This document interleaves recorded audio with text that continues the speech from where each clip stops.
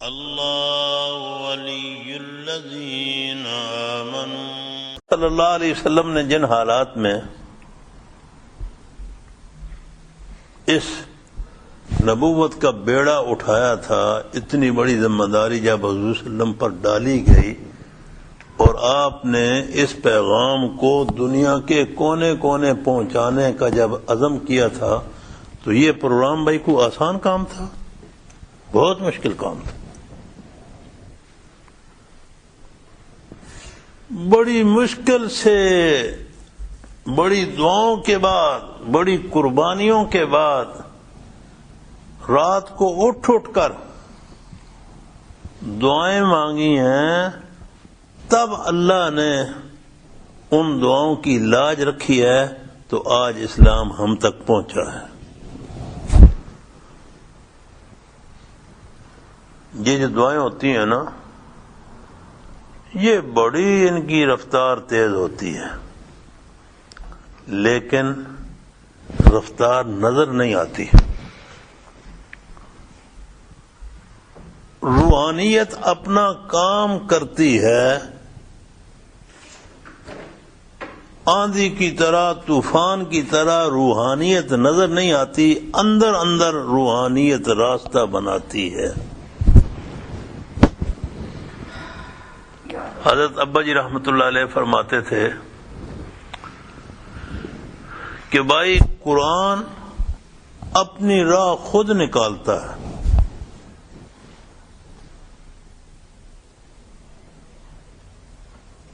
یہ جو بارش ہوتی ہے نا، فرماتے تھے اس کی مثال بارش کی طرح ہے کہ بارش پتھر پر بھی پڑتی ہے، مٹی والی زمین پر بھی پڑتی ہے۔ پتھر پر پڑتی ہے تو اور نتیجہ، مٹی والی زمین پر پڑتی ہے تو اور نتیجہ۔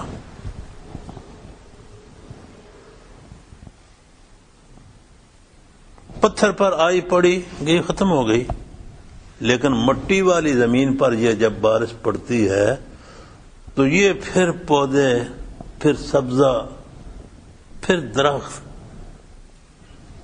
پھر ایک رونق اور بہار مٹی والی زمین سے نظر آتی ہے۔ پتھر والی زمین پر بارش کا اثرات نہیں ہوتے، حالانکہ بارش ایک جیسی دونوں جگہ پر برستی ہے، لیکن اور یہ قرآن کی بارش بھی ایک جیسے برسی ہے، لیکن ابو جہل فائدہ نہ اٹھا سکا، ابو بکر فائدہ اٹھا گیا۔ ابو جہل نے کیا فائدہ اٹھایا؟ کچھ بھی نہیں۔ ابو لہب محروم رہا، عتبہ، شیبہ، ولید، یہ سارے محروم رہے۔ فائدہ اٹھانے والے کون تھے؟ فائدہ اٹھانے والے روم سے آ گئے صہیب رومی، فارس سے آ گئے سلمان فارسی، حبش سے آ گئے بلال حبشی۔ فائدہ انہوں نے اٹھا لیا۔ تو بھائی ہم بھی ایسا ہے کہ ہم پتھر نہ بنے، ہم بھی مٹی والی زمین بنے، کہ تاکہ اس پر جب بارش ہوگی تو انشاءاللہ العزیز یہ بارش سبزے کا باعث بن جائے گی، ہریالی کا باعث بن جائے گی، خوشحالی کا باعث بن جائے گی۔ تو میں عرض یہ کر رہا تھا کہ حضور سرور کائنات صلی اللہ علیہ وسلم کو یہ جو قرآن دیا گیا ہے، یہ جو امت دی گئی ہے، یہ امت اور یہ قرآن اللہ تعالیٰ نے ایسا عطا فرمایا ہے جو قیامت تک انشاءاللہ العزیز اپنی پوری آب و تاب کے ساتھ اپنے وجود کو منواتا رہے گا۔ آج قرآن اپنے وجود کو منوا رہا ہے۔ دنیا کے جس خطے میں چلے جائیں قرآن اسی شکل میں موجود ہے۔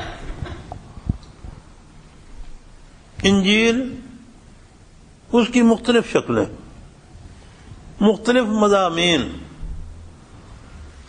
تورات وہ بھی ایک تورات دوسری تورات سے ٹیلی نہیں کرتی، الگ الگ۔ قرآن دنیا کے جس خطے میں چلے جائیں گے انشاءاللہ العزیز ایک قرآن دوسرے قرآن سے ٹیلی کرے گا۔ انا نحن نزلنا الذکر وانا لہ لحافظون، کہ ہم ہی اس ذکر کو اتارنے والے ہیں، ہم ہی اس ذکر کی حفاظت کریں گے۔ آج بہت احسن انداز میں اس ذکر کی حفاظت ہو رہی ہے۔